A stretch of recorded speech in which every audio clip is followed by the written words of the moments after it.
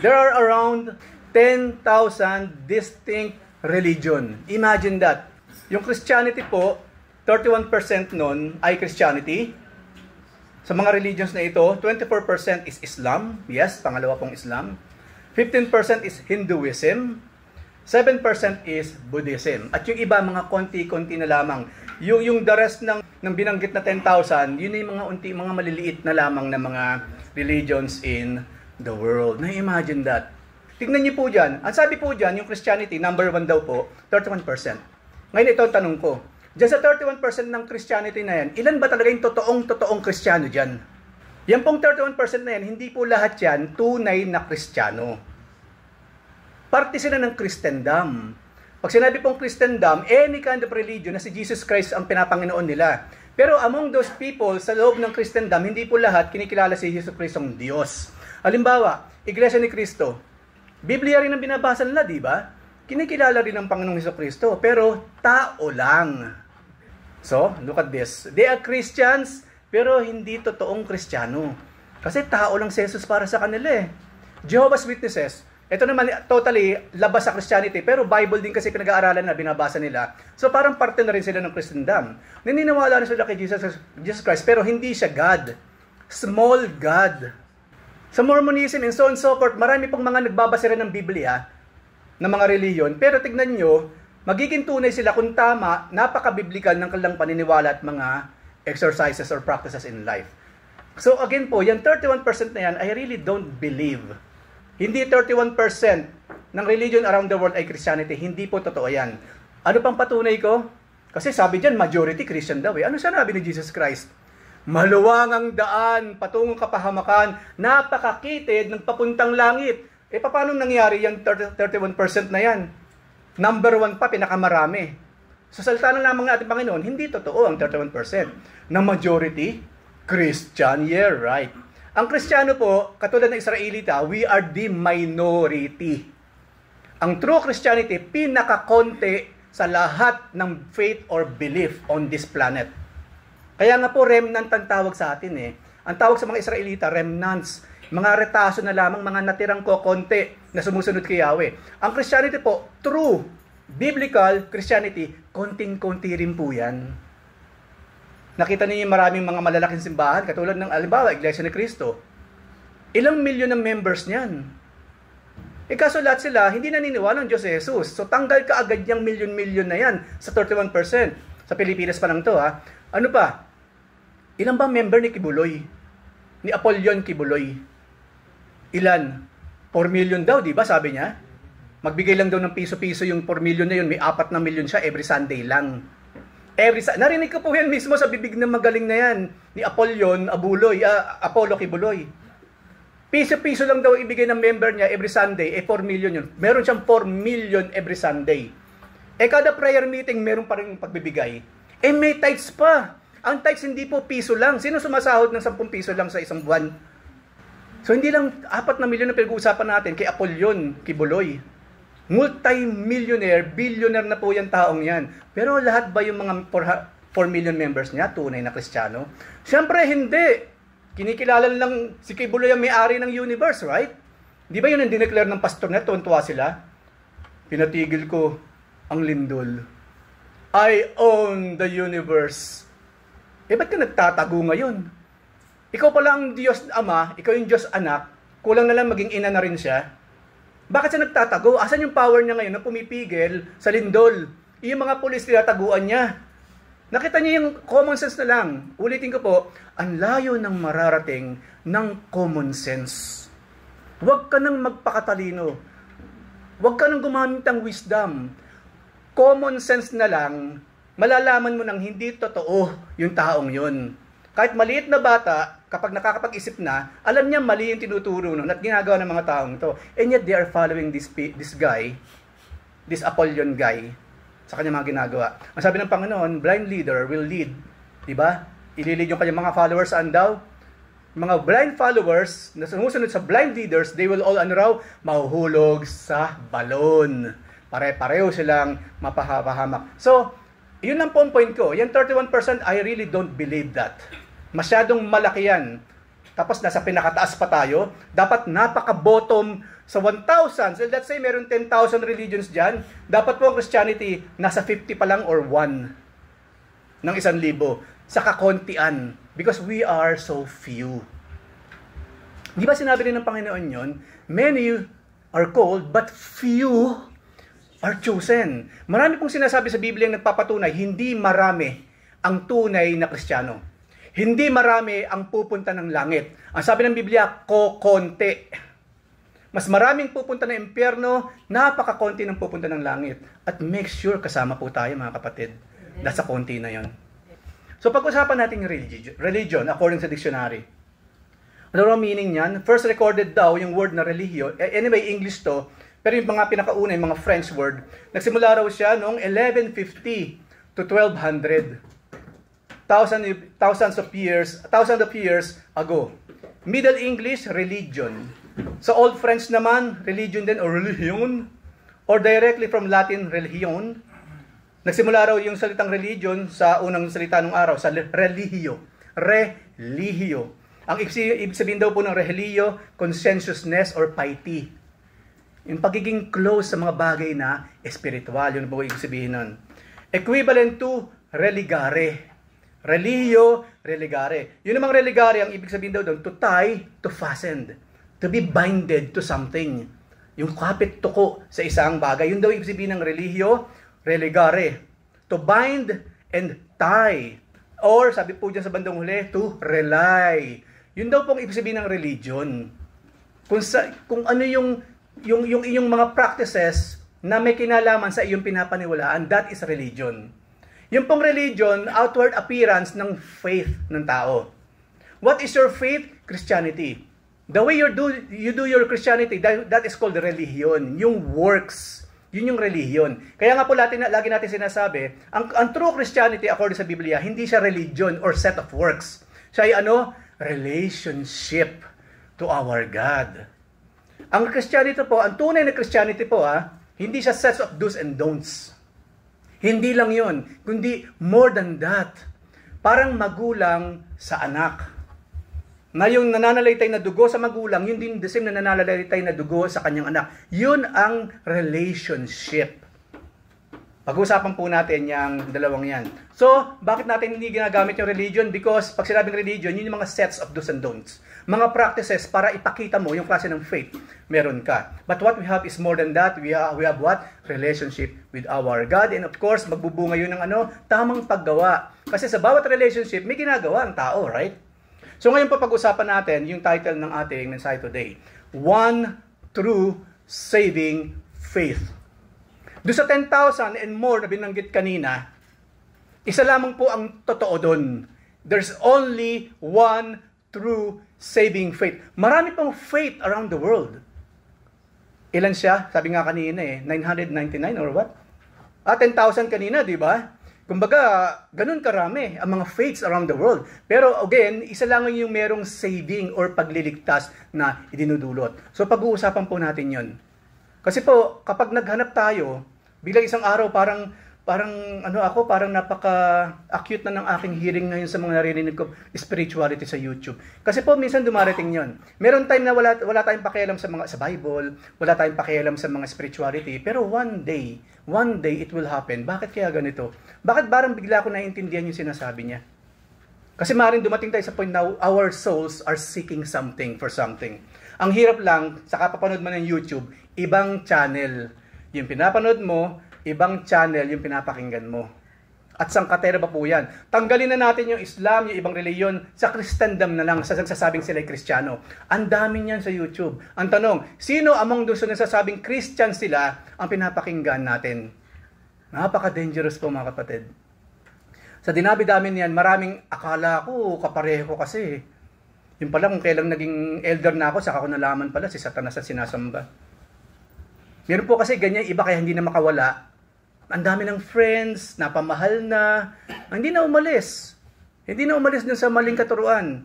Just because of emotional reasons. Diba? But then again, there's only one true saving faith. Let's start at the beginning. Let's talk about relationships. Number one. The first ever relationship is between God and Adam. Dito muna tayo sa number 1. The first relationship is between God and Adam. Sa physical universe, ha? Kasi sa spiritual realm, mga angels muna kasi nilikha bago tayo. So, additional information po ito, bago ang physical universe, yung spiritual po muna ang nilikha ng Panginoon. Specifically, mga angels. Nung unang panahon, nung one point in eternity past, wala pa pong angels. Until one point in eternity, nag-decide yung Creator, yung nag-iisang Diyos, na mag-create ng mga angels. Isa lamang po ang hindi created, and that is our Creator. Yung pong Creator, walang nag-create sa Kanya. Nandun na siya. Basta't nandyan na siya. Even may hindi ko maintindihan yon, but I believe in the Scripture. Ang Diyos walang simula, walang wakas. He's just ever present. At one day, gagamitin ko yung human term, one day, lumikha siya ng mga anghel. Pero, after ng mga angels, lumikha siya ng physical universe. At inuna nga niya sa unang 5 araw, di ba yung physical universe na kalalagyan natin, itong earth. Bago tayo nilagay ng Panginoon dito, bago tayo sumulpot, let's say, lumitaw sa planetang ito, nilikha muna ng Diyos lahat ng kailangan natin.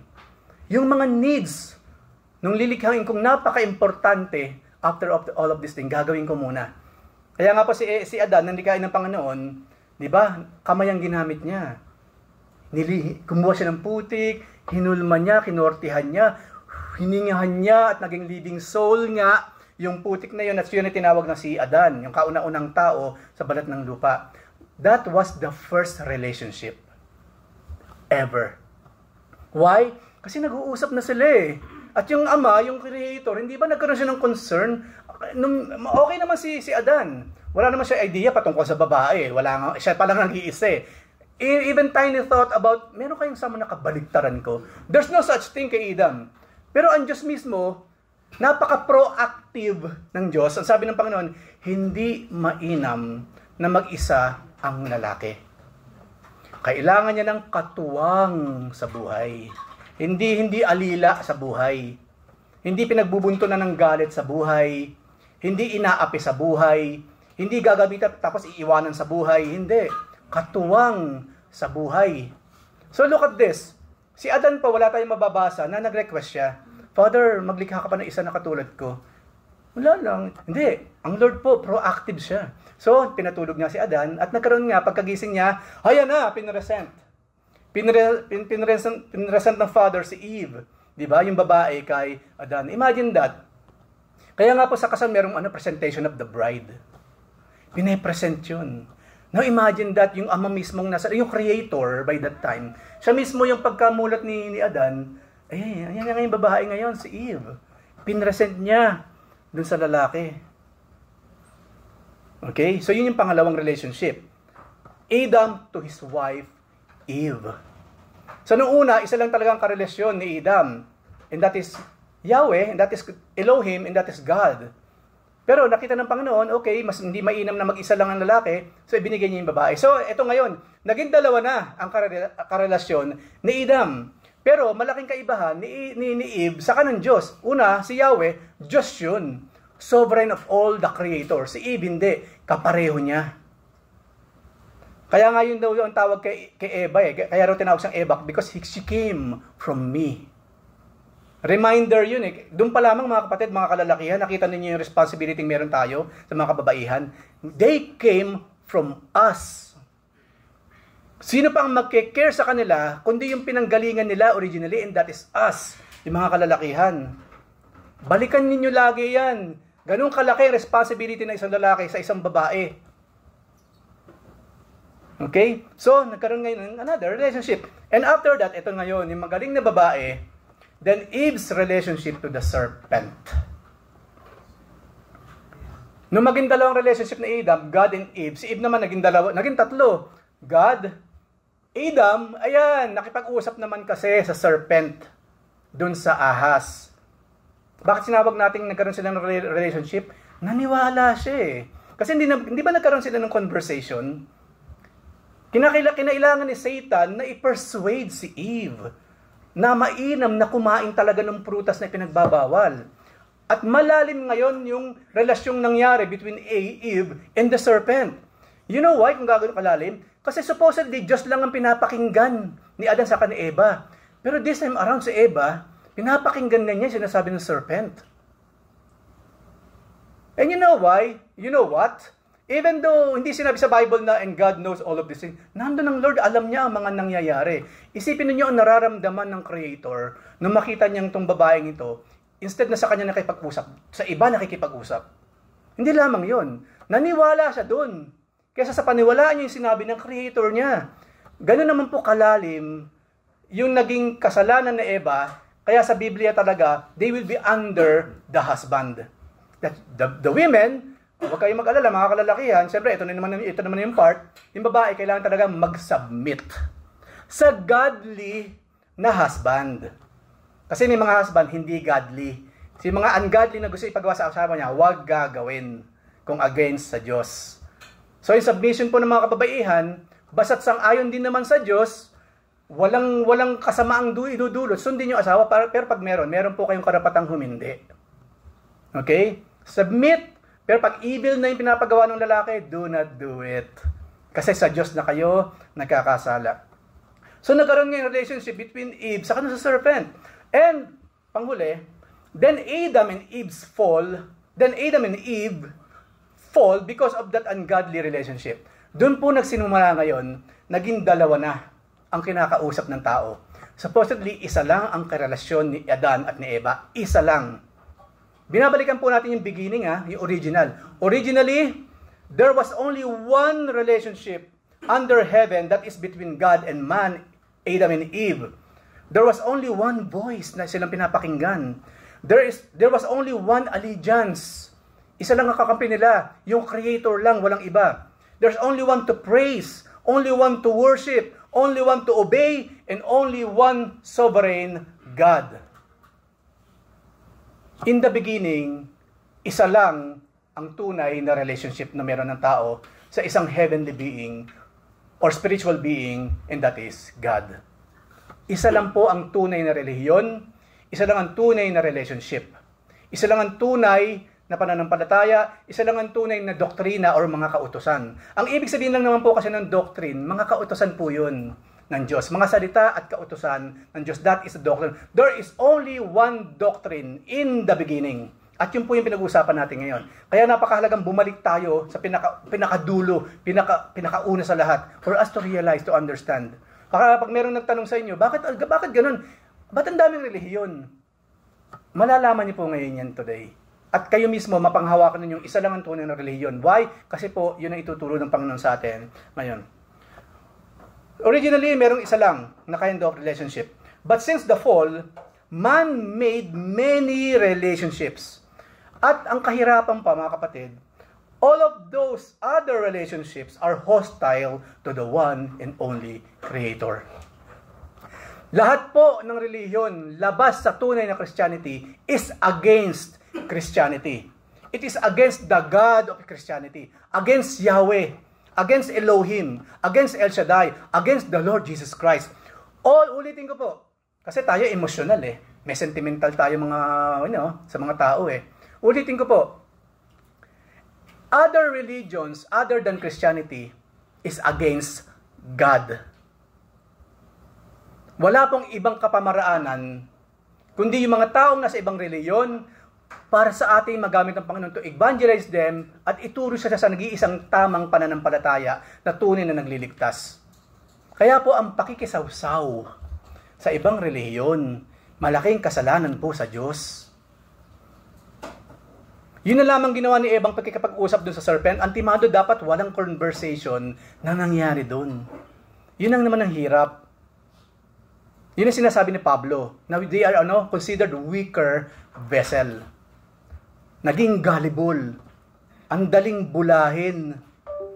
Kasi compared sa lalaki, mas inosente kasi ang mga babae Kasi may mga lalaki namang mga magugulang talaga, mga bolero. Ginagamit naman yung kahinaan ng mga kababaihan. Yung mga kabibihan naman, huwag naman kayong pabola ng pabola. Kasi mga bolero talaga yan. Because of sin. Mga bolero lahat. Na kapag nakuha ang gusto, iiwan ka na lang. Pero mabuti na lamang may mga tunay na lalaki. Na tunay na nagmamahal, napakakasalan ka, for better or for worse, for richer or poorer, till death you will not part kasi pareho kayong pupunta ng langit. Magkasama pa rin kayo doon. In the flesh, yes. But sa kaluluwa, we will be together there like angels in heaven, yung mga mag-aasawa. So, look at this. Tandaan po natin, kaso kuya, ang bait-bait niya, lagi nga niya akong nililibre. Diba? Ang bait-bait ka ng boss ko, binigyan ng salary increase. Okay, igalang natin yan bilang authority, kasi tinuro rin po ng Biblia yan, lahat ng klase ng authority meron sa mundo, under heaven, Diyos din na nagbigay ng permit for them to be leaders, to be governments. Kahit Muslim government yan, the mere fact na sila nag-govern, merong purpose ang Diyos kung bakit sila nariyan. But, para i-embrace mo yung kanilang pananampalataya, that is forbidden. Para siyang prutas dun sa hardin ng Eden. Kasi kuya, talagang sila, religion of peace, pieces, no, nagkakapira-piraso sila kapag gera. Rest in pieces. Huwag tayong maniniwala doon. Una, iba nga ang relihiyon nila eh. Iba nga ang pangalan ng Diyos nila. Hindi tayo obligadong magbigay ng ganung klase ng respeto sa ganung klase ng mga relihiyon. We are totally different from them. Ulitin ko po, lahat ng any relationship na gawa ng tao, besides the true relationship na meron si Adan, si Eva, kay Yahweh, all of those are hostile or merong violence against our God. I think hindi naman maikakaila, di ba? Tingnan niyo ang buong mundo ngayon. Yung pangalawang pinakamaraming relihiyon, wala naman silang ginawa. Kundi tawaging mga aso, ang mga Kristiyano, mga infidels. Nasa aklat nila yan. Na pag nakakita ka ng infidel o ng mga hindi na katulad nila, you can kill them. You can kill them. So whatever we're seeing now, that kind of peace or prosperity, this is just pansamantala. Dahil ginagamit sila ng Diyos for whom, number one, tayo dito, para sa ating mga salary. Para wala silang kinaibahan sa mga Egyptians nung araw ng panahon ni Moses. Under lamang ng protection ng Panginoon, yung mga Egyptian, habang nandun ng mga Israelita. Pero paalisin na ng Panginoon yung mga Israelita, ano ginawa niya ngayon sa Egypt? God, our God, destroyed Egypt.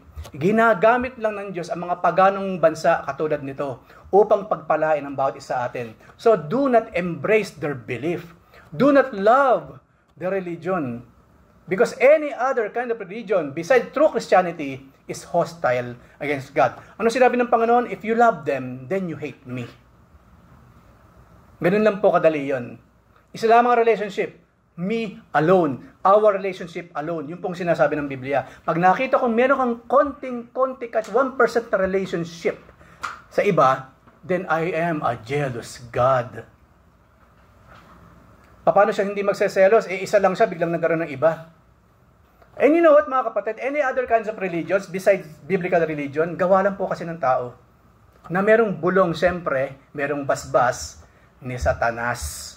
Sino pa ba naman ang maglilikha ng ibang relihiyon? Nakita na natin sa simula, si Satan mismo ang kausap ni Eva. Meron na silang ibang ideyang narinig sa ibang person, and that is Satan himself, like a serpent. Delikado po ang conversation with the enemy. Kaya ako po nabanggit yung kanina, yung nagsisik ako noon, tapos nagbabasa ako ng maraming libro. I was in pure danger by that time. Isipin ninyo, kung ako nagpakalalim sa Hare Krishna, at sinubukan kong dumalo doon, pinaglabanan ko sa sarili ko, kundi ibigay ko na lahat doon. Imagine, sino ako ngayon? Isa ako siyempre sa mga leaders ng mga yan, nag-yoga, meditation, or what. Pero maraming salamat sa Panginoon, hindi niya minarapat. Pero maraming tao, ganun na nangyari. Why? Chosen few. Chosen few. You are here now because you are among the few. Not chosen ng ating Panginoon. So make sure na yung pagkakapili sa atin, merong magandang kahihinatnan sa Diyos at sa ating paninilbihan sa Kanya.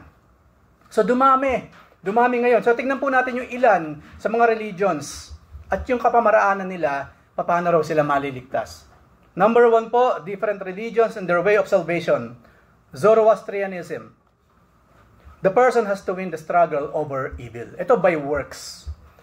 Kukunti na lang ngayon ng mga Zoroastrians. Originally po, sa Persia yan, mga Persians nung araw. Nung panahon pa nila Nebuchadnezzar, Yan mga yan. Yan po yung religion by that time. At maraming nagsasabi yung mga Hinduism, yung Buddhism, and so on and so forth. Nagmula rin lamang dito sa Zoroastrianism. Kasi very, very old kind of religion po itong isang to. Pero sa kanyang relihiyon, siyempre, number one, hindi sila naniniwala sa kay Yahweh. Meron silang ibang way para sila maligtas, and that is, magpakabait ka, labanan ng evil. Walang masama doon, kaso kapos po kasi yun. Kapos. Anyway, tuloy po muna natin. Of course, pangalawa yung Judaism. Ano yung kaibahan ng Judaism sa Christianity? Sa Judaism, you must obey the Jewish law and customs. At yun ang laging kalaban ni Pablo sa lahat ng kanyang mga epistles. Mga Judaizers. Pag kayo po sumali sa Judaism, dapat po ang lalaki magpa-circumcise talaga. Kasi tanda kasi ang circumcision ng pagiging raw talaga sa Diyos. Di ba yun yung laging sinasabi ni Pablo na nanggugulo sa simbahan by that time, noong araw. No? Kasi sinasabi ng mga Judaizers, ay kahit mahal mo ang Diyos, in-offer mo ang buhay mo sa Kanya, pero hindi ka circumcised, baliwala yan. Yun kasi ang naging extreme na paniniwala ng mga Hudyo. Until sa panahon ni Jesus Christ, until sa panahon ni Paul, and until now. Hindi pa sila bumibitaw sa by works na pagsunod sa Jewish law and customs. And of course, ng bansang ito, Islam, Muslims must practice the 5 pillars successfully. Tapos after noon, ano naman ang pinagagawa nila? Katatapos ng Hajj, di ba? Malinis na naman sila. Hinugasan na naman sila ng dugo ng tupa. Ang Kristiyano, hindi po dugo ng tupa ang pinanghugas sa atin. Dugo ni Hesus Kristo, nung Diyos na nagkatawang tao. Ito mga ito, totally different. Hayop. Dugo ng hayop ang pinanghuhugas nila sa sarili nila. Look at the total difference. And they're doing it every year. Gagawa ng maraming kasalanan kasi meron namang isang araw sa New Year, sa Hajj, then we will be clean again. Sa tingin niyo, bakit sila pumupunta ng Bahrain? Bakit sila lumalabas ng bansang ito pag Ramadan, pag bakasyon? Why? Pupunta ng Thailand, pupunta ng Georgia, pupunta ng Bahrain, pupunta ng Dubai. Sa tingin niyo, bakit? For them to be holy, sa kanilang holy month? Hindi, para siyempre magawa nila yung kalayawan ng kanilang laman. Para matakasan yung kahigpitan dito, magawa pa rin nila sa labas and worse. Imagine that kind of religion. Di ba? Religion ng mga ipokrito. That's it. And of course, meron pong Hinduism. The individual must purify himself. Purify himself from evil in life, after life, after life. Ito pong Hinduism, kasi sila yung naniniwala sa mga nirvana eh. No? Explain po naman ng nirvana, yun yung pinakalangit nila ng mga Hindu. Di ba? Mga Buddhist meron din, one way or the other. Kung sino man sa kanang dalawa, ganun din. At sila kasi mga naniniwala saan? Reincarnation. Parang Hare Krishna. Yung Hare Krishna kasi, branch din lamang ng Hinduism. At sa Hinduism po, ang dami lang Diyos, thousands and millions ang gods nila. Parang each and every minute of the day, meron silang Diyos na ibang tinatawag. At dyan din sa Hinduism, yan yung nakikipag-asawa sila sa unggoy. Ang gwapo naman tong unggoy na to, pakakasalan ko siya. Nagpapakasal sila sa unggoy. Ang baka nagkalat, kaya ang baho po sa kanila. Ang baka po, pag pumasok ng mall, huwag mong pipigilan kasi Diyos kasi yun. Kahit magpupo pa yung baka sa loob ng mall, huwag mong gagalawin. Kasi hindi po sila kumakain ng baka kasi dinodiyos nila ang baka. Sino nakikinabang sa baka? Siyempre, mga Muslim naman doon, tuwan-tuwa, di ba? So, makita natin yung kakapusan sa kaisipan. Anyway, ganun sila. Marami sa Diyos. Panoorin nyo minsan, for education purposes only, yung mga YouTube na mga documentary nila about their gods, meron iba dyan, mukhang elepante, iba mukhang unggoy, iba naman maraming kamay. Di ba? Si Vishnu, lahat yan. At panoorin niyo parang Greek mythology. Para rin lang silang naghiraman ng paniniwala. Yung mga gods nila nag-aaway, yung mga gods nila nakikipagniig sa mga tao. Mga katang isip. Mga katang isip ng mga ito. Galing lamang sa imagination, sa wild imagination ng mga tao. Both sa Hinduism, Sikhism, yung mga Sikh. Ito yung laging nakaturban eh. Pero ngayon yata naging fad na lang yung nakaturban. Sikhism. Proper worship and conduct must be performed in order to be worthy to be saved. At least napakahigpit nila pagdating sa sa conduct, sa pagsamba, di ba? But then again, kahit ganun sila kahigpit sa mga bagay na yan, hindi pa rin sila makakapasok sa pintuan ng tunay na langit, nag-iisang langit, because they don't have the Lord Jesus Christ in their faith. At, syempre, Confucianism, si Confucius. Kaya confused na confused itong mga tagasunod ng Confucianism. Sabi nila, heaven on earth is possible, but only through personal conformity to the rules of their society. Yung rules ng Confucianism. By works again. By works. Pansinin niyo yung mga binanggit natin sa taas pa lamang, makikita ninyo, puro self-effort. Yan po ang kaibahan ng Christianity sa non-Christianity. Ang non-Christians, katulad po dito, by works, ililigtas mo sarili mo. Alam niyo po ba na minsan may nakausap din akong M, no? Kasi madalas pinagyaya sa akin, nasa airbase pa ako noon eh. Puro M talaga kasama ko doon, mga sundalo, mga generals. Siyempre, madalas na akong yayain sa religion nila. Oh, why don't you embrace Islam? You know, it's good. And you know what, Eric? We also love Jesus. Yeah, right. Yeah, right. Pero alam naman natin kung ano talaga yung pakay nila by that time, di ba? Alam natin ang pakay. Hindi ako naniniwala. Wag tayo maniniwala doon. Kasi mayroon silang mga isang set ng kanilang mga pinaniniwalaan, mga practices. Ulitin ko po, Shintoism must maintain, at naman pong Shintoism, itong Shintoism must maintain Japanese supremacy at all cost. Ito po yung reliyon ng mga Hapon. Nakita po napansin niyo ba kung bakit bilog yung mapa nila? Merong parang basag na itlog doon. Para may sunny side up na itlog doon sa map nila. Because they do believe in the sun god. Yun lang po, kapag meron tayong mga mahal sa buhay, mga anak na pupunta ng Japan, pag-ingatin natin not to believe in the belief of Japan, of the Japanese. Kasi po, ilan lang po ang Kristiyano sa Japan. It is almost bawat, almost lang. Karamihan po dyan talaga mga either atheist or meron paniniwala which is Shintoism. Yung emperor nila nung Second World War, meron po silang tinatang na emperor worship. Ang paniniwala po nila ng mga emperors nila galing talaga, kung susundan mo hanggang dulo, galing sa sun god, yung mga emperors. Kaya po sinasamba nila mga emperors. I don't know until now, siguro closet na lang. Kasi po after World War II, nung pinagbawal po yun ng mga Amerikano na matalo sila.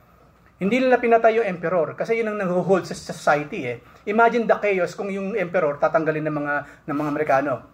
Yun po yung tamang common sense. Huwag natin tanggalin yung head nila kasi pag pinutol mo ulo niya, magkakanya-kanya yan. Mas mahihirapan tayong pangunahan yung bansang yan. Hinayaan nilang yung emperor naroon pero bawal na ang emperor worship. Hindi na just yung mga yan. But I do believe in my heart, they're still doing it in their hearts. Under na lang. In a very, very secretive way. Buddhism.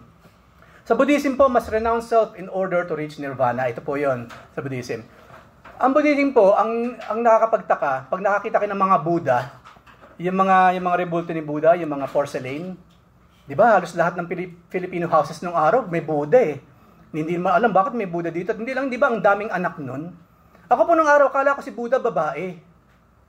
Kasi ang daming bata eh. Hindi ba ang daming bata nakapaligid doon sa matabang Buddha? Yung pang isa, hindi po mataba si Buddha.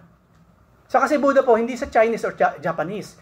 Indian po si Buddha, Indian. Nakikita natin Buddha, malayong-malayo sa original, sa itsura ng isang Indian. Gautama, Siddhartha. Siddhartha Gautama, ang talagang pangalan ni Buddha. Yung Buddha po, parang Messiah, title niya yon. Si Gautama, isa siyang Buddha. Okay? Isa siyang Messiah. Ang layo, nakita niyo yon sa itsura pa lamang iba na. Hindi lamang yon, yung Buddhism po, pinapractice nila yung tinatawag na asceticism. Yung nagpa-fasting, naka-yogi position ng lotus position, mag-yoga lang sila or what, kasi hindi kakain. Kaya po, ang mga tunay na Buddhist, payat dapat. Payat. At si Buddha po, si Gautama, payat po siya. Pero ngayon po, iba na. Ang tataba. Siguro, depende na lang sa kalagayan talaga ng mga members din ng Buddhism. Siguro, ang tataba rin nila. Kahit yung Diyos nila, mataba din. Anyway, I don't really know. Pero ganyan po sila. By works, by asceticism, pinapahirapan ng sarili to please their God. Meron pa po sa Asia again, Taoism, mga Taoists. They must maintain yin-yang, balance, otherwise no harmony. Kaya yung mga nakasabit po sa pintuan ninyo, tingnan po ninyo, baka naman kayo sumusunod sa mga ganitong klaseng relihiyon. Yung pong bilog na parang merong black and white na tadpole, pagan religion po yun. Huwag kayong magdi-display nun sa bahay. Yung mga nagtataekwondo, yung mga nasa karate-karate, meron sila yung mga sign-sign na ganyan. Alamin nyo muna, ano ba ito nakatatak sa damit ko? Kasi malaking possibility, pangalan ng Diyos nila yon or being in adherence sa kanilang religion. Mag-iingat po sa mga nakasabit sa pinto. May mga meaning po yan, yung mga isda-isda. Sa Chinese kasi, luck yan, lucky charm. So, ipinapasok po ng konti sa aspeto na yun, baka hindi pa natin alam. Malamang dito hindi natin ginagawa yan, pero sa Pilipinas kasi, mga lucky charms po yan. Yung mga pusang gumaganyan-ganyan, yung mga nakasabit sa pintuan na, yung chime, napaka-innocente chime, di ba? Ang sarap pakinggan pag hinangin. May meaning din yun, swerte kasi yun. Pag hinangin yung chime, pag narinig mo, yun na ang flow ng swerte sa ating bahay. Ganyan po ang tao. So, ulitin ko po, yung mga alahas ninyo, yung mga nakasabit sa pinto, yung mga nakatatak sa mga t-shirts natin, tingnan nyo maigi. Baka naman po, Diyos-Diyosan, o pagsunod sa mga relihiyon ng mga pagano, yung mga tinatangkilik natin. Be wise. Doon ko po sasabihin sa inyo, be wise sa mga tinatangkilik natin. Pag New Year na New Year, nagsuot ka ng polka dots, born again ka, kapatid, hindi na dapat. Right? Alam na natin ang meaning nun, di ba? Yun, maliwanag pa sikat ng araw, alam natin yun kasi nga swerte daw, piso-piso. Iba hindi na, dapat ganun na lang, rectangle, para papel, di ba? Mas malaki ang ano nun eh. Kaysa piso, ba't hindi na naisip yung ganun? Huwag na bilog-bilog, rectangular na lang, para papel. Sige, 100 yun. Mas swerte yun, di ba? Iba, bundle na. Bundle na mga drawing. So, minumulat po yung mga mata natin, mga kapatid. Maaaring meron pa tayong ginagawa ngayon na ikina-jealous pa ng Diyos. Kasi kulang tayo sa tamang kaalaman to find out kung ano ba yung mga reasons sa mga ginagawa natin at tinatangkilik natin. Be wise. Sabi nga sa Biblia, sa aklat ng Pedro, be sober, dapat laging maliwanag ang isip natin, and be vigilant. Kasi maraming kapamaraanan po sa Satan para pumasok sa bahay natin. At isa na nga, yung mga yan. Mga lucky charm. Huwag na tayong sumusunod siyempre sa mga, feng shui. Hindi po totoo yan. Malaking kalokohan yan. Number 1, malaking kalokohan, hindi totoo. Number 2, nagagalit ang Diyos sa atin. Why are you doing those things? Ginagawa lang yun ng mga taong ayaw sa akin or galit sa akin. Okay? So wala na pong ganyan, wala nang feng shui, wala nang mga amulet, wala nang agimat, wala nang lucky charms, wala nang t-shirt na kung ano nang nakalagay. I-check natin lahat ng mga yan. I-check natin yan. Nasa ganoon, alam natin, we are not really part of this worldwide na katuruan ng kalaban na iba't iba lamang ang mukha. And of course, merong paganism. Ito napakadali. Paganism, ito yung mga sumasambasaan sa bundok, dadaan sa isang may konting mound dyan. Tabi-tabi po. Come on! Alam niyo po bang paganism yon? Kasi hindi tinuturo ng Catholic Church yun. Mga folk beliefs lang yun. Hindi po yan ituturo ng Catholicism. Tinuturo ba sa Catholic Church yung ng mga pari, yung mga duwende, yung mga nunong sa punso or what? Mga paniniwala na lang ng mga baryo-baryo yan, ng mga matatanda. Pasok po yan sa paganism. Yung bata, baka mabales. Lawayan mo sa muka.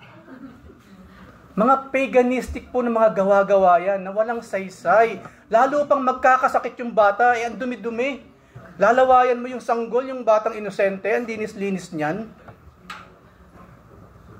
Sabihin ko sa inyo, ang daming kalokohang ginagawa ng tao, pero yung Biblia, hindi man lang niya mabasa o masunod. Mga walang saysay. Gastos lang. Baka bibili ng manok. Bubusan ko ng dugo ng manok yung pundasyon ng bahay namin. Maglalagay ng pera sa pundasyon. Puro barya naman. Ano papasok ngayon? Di puro barya din. Lagi mo na mabara-barang ginto yan, yung pundasyon mo. Kung gagamitin lamang natin yung human thinking. Wag barya. Di puro barya ang papasok sa bahay mo. Tunay-tunay ginto lagay mo. Para tunay-tunay ginto rin ang papasok sa bahay mo. Kung isipin lamang natin, we will use our common sense, right?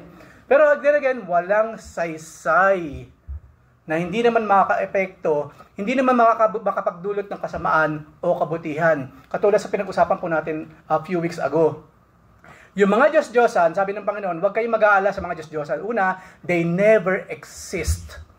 They only exist in the figment of the imagination ng mga tao. Pangalawa, sabi ng Panginoon, huwag kayong matatakot sa mga Diyos-Diyosan dahil hindi sila makakagawa ng masama. Hindi sila makakagawa ng mabuti. Why? Hindi sila nag-e-exist. Inisip ko tuloy minsan, siguro yung mga nakapag-conjure ng ganitong klase ng mga belief, siguro mga schizophrenic itong mga ito. Kasi maraming religion nagsimula sa schizophrenia eh. Nakakakita ng something, nakakarinig ng something, naging relihiyon na ngayon. Walang kamalay-malay yung relihiyon na thousand na members. Ang originator pala nila is schizophrenic na tao. At marami pong ganyan. Maraming nagsisimula ng relihiyon, baliw. Kaya kung ano-ano pinapagawa, kung ano-ano paniniwala. Well, ang Christianity po, hindi. Ang pinag-uusapan natin, ang Christianity from the Bible came from God Himself, our Creator. Okay, pag-usapan po naman natin yung atheism. Yung mga nagsasabing wala daw silang Diyos.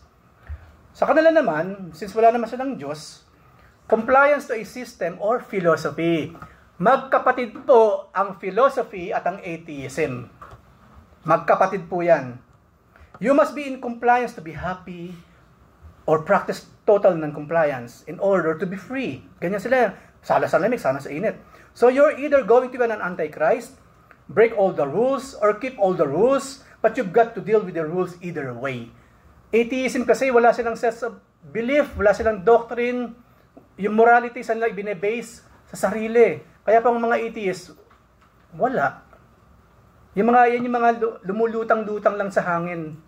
No, yung mga tinatawag ng mga atheists. Yung pong philosophy, mag-iingat tayo dyan. Especially mga batang dumadaan sa philosophy pag nag-aaral. Oras ng bata, nag-aaral ng philosophy, bantayan mo na.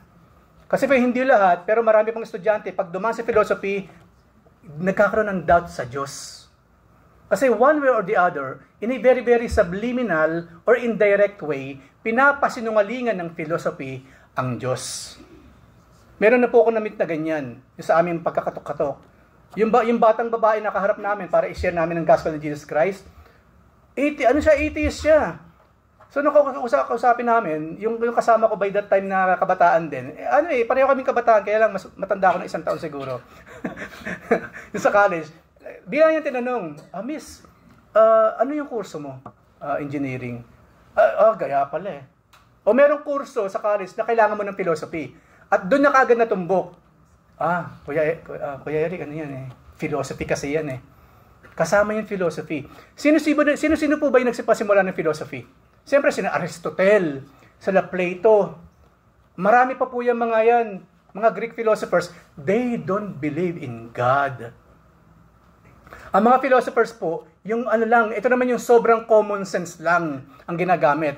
Wala silang spirituality, puros utak lang ang ginagamit. Ang mangyayari, nawawala ng pwesto ang Diyos sa kanilang mga kaisipan, sa kanilang buhay, at sa kanilang mga practices. Yun naman po ang problema sa mga atheists.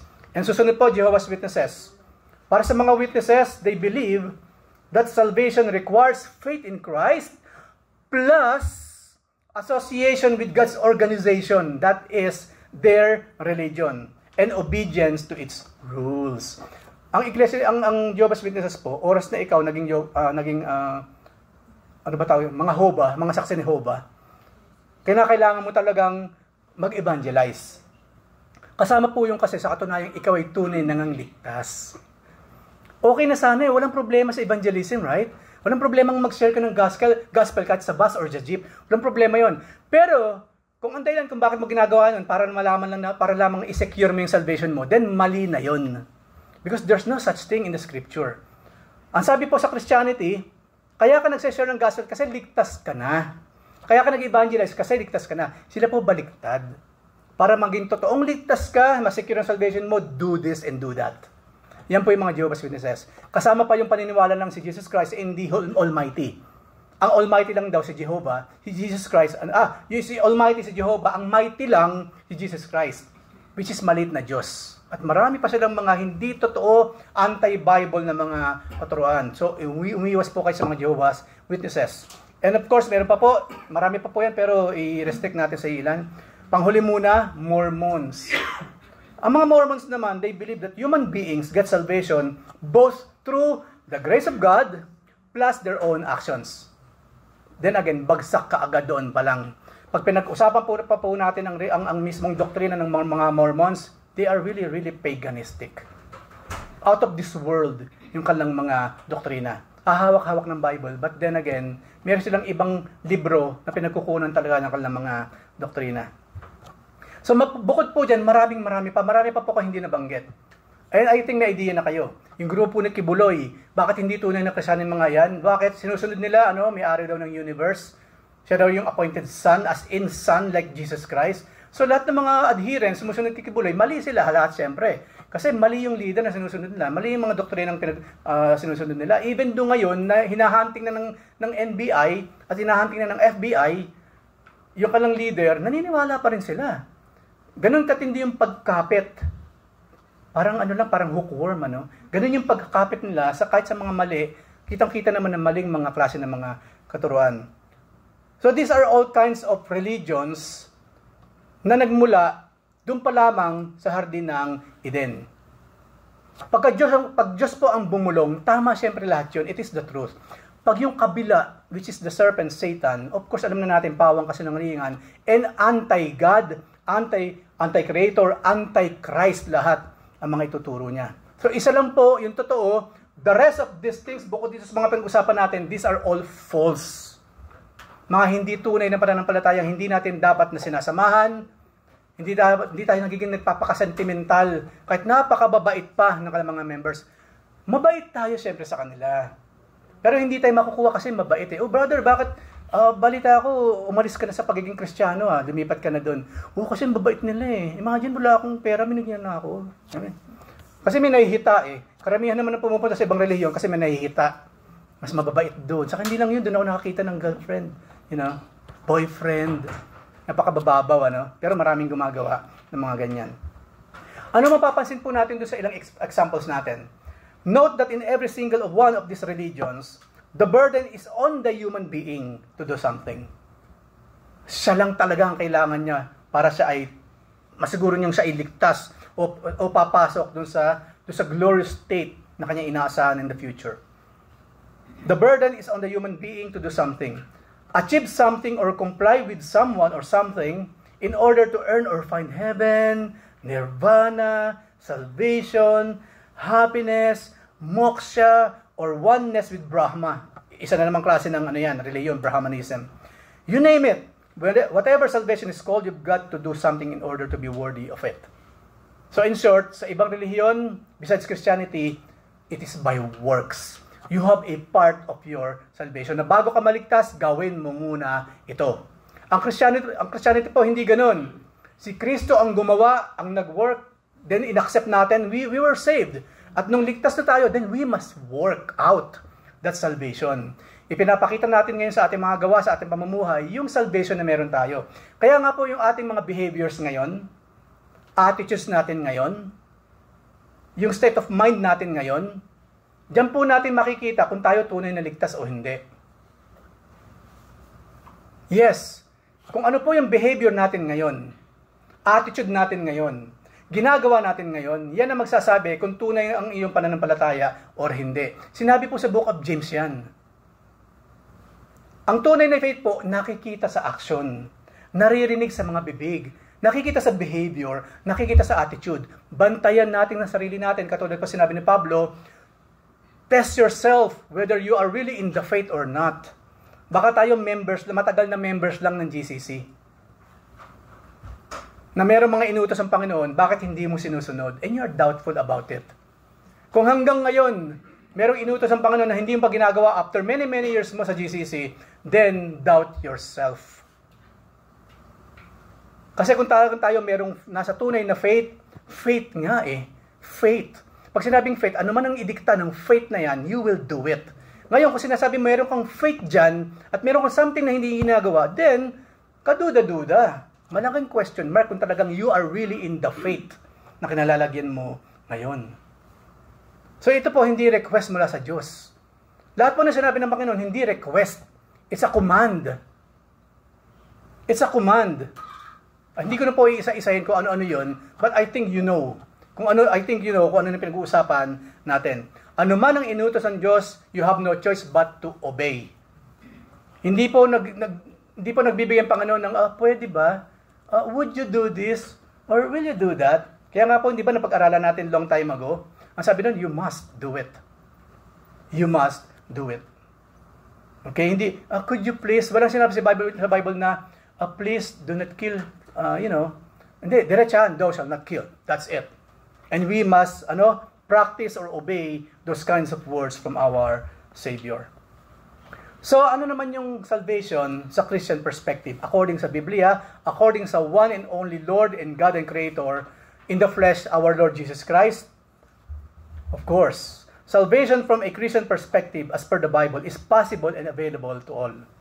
Mga pala, bakit ba sinabing ganyan? Alam po sa iglesia kasi, di ba? Unless mag-member ka sa iglesia ni Cristo, hindi ka maliligtas. Halimbawa, ito, theoretical question. Halimbawa, lahat ng ginagawa ng iglesia ni Cristo, ginagawa ko. Lahat ng paniniwala na ginagawa ko, pero hindi ako member ng iglesia ni Cristo. Alam niyo po ba na hindi ligtas yung taong yun? Hindi. Kasi po, membership ang pinakasusi para maligtas ang mga iglesia ni Cristo. Membership. Ulitin ko po, kunyari ako si Eric, lahat ng paniniwala ng iglesia, paniniwala ko. Lahat ng practice na paniniwala ko. As in, I am para akong mirror copy nila. Pero ang kaibahan ko lang sa kanila, hindi ako member ng church nila. I am alone. Hindi pa rin po ako ligtas. Kasi kailangang mag-member. Nakita niyo yung ganung klase ng scam. Malaking scam. These people are scammers. Why? Paano ka makakapagbigay kung hindi ka member? Pera-pera lang. Pera-pera lang at the end of the day. Pera-pera lang. Alam niyo po na malaking possibility silang pinakamayamang Pilipino sa Pilipinas. Kasi tax-free yan. Lahat ng perang pumapasok dyan, ilang milyon ang members nila. Sa isang linggo, sa isang setting lang sa isang linggo, sa isang araw na yon, ilang milyon ang pumapasok sa kaban nila, tax-free. Pag may proyekto pa, magpe-pledge pa yung mga members. Ilan lang talagang pinagkakagasto ng manggagaling sa kaban. Look at that. Mas mayayaman po yan kaysa sa mga sinasabing pinakamayayaman sa Pilipinas. They are so rich na hindi lang kayang bitawan yung kasinungalingan ng kalalagyan nila. At ang hirap po nun, maraming tao, kinakaladkad nila sa hukay. Sa hukay ng destruction na magmumula sa ating Panginoon. Titus chapter 2 verse 11 to 13.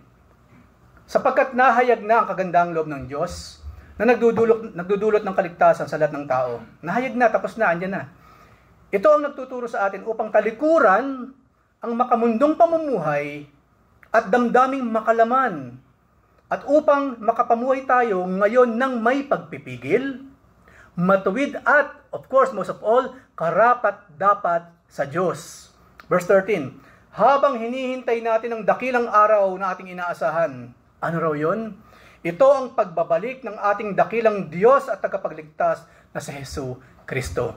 Ito ang tunay na essence ng isang Kristiyano. Alam niyo po ba ng isa, sa patunay na tayo, we really believe in our faith? Yung second coming ni Kristo, laman lagi ng puso't isip natin. Yes. Ulitin ko po, malalaman mo kung tunay kang Kristiyano, kung yung second coming, yung muling pagbabalik ni Kristo, laging laman ng puso't isip mo, araw-araw. Ang tunay na Kristiyano po, hindi inisip na future pa yan, malayo pa yan.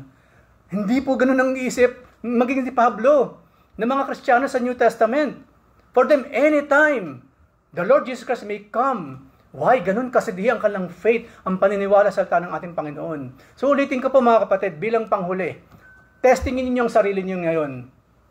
Yung bang pagbabalik ni Jesus, talagang desire ng puso mo ngayon. Everyday ba umaasa ka na anytime pwedeng bumalik si Jesus? Didiretsuhin ko po kasi po pag hindi, then go back to the basics of Christianity. Marami po tayong na-miss.